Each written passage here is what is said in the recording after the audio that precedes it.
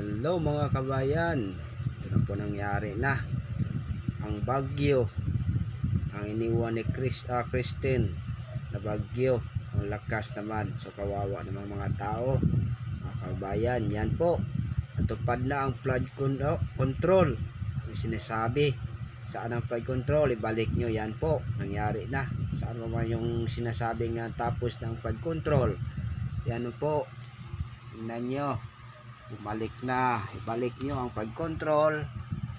Ang dami naman ng laki naman ng budget sa flood control sa matag probinsya, mga kabayan.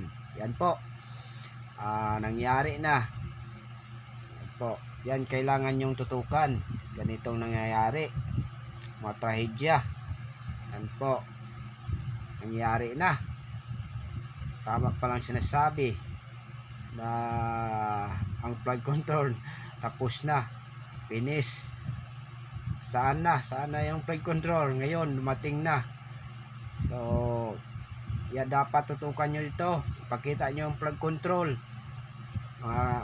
mga taga kongreso. yan po,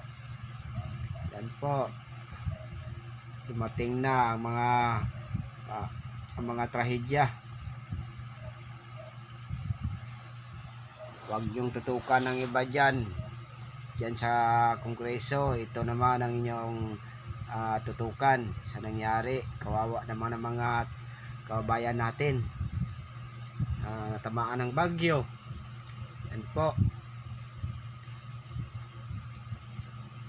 kawawa naman. Siyempre naman naranasan ko ganitong nangyari, mga kabayan.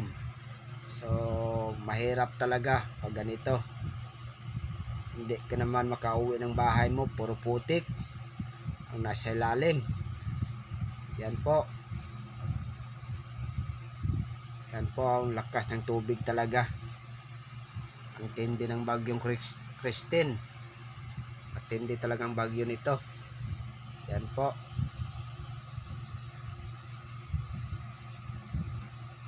may ibang lugar na tamaan na din. So yan ang tutukan nyo.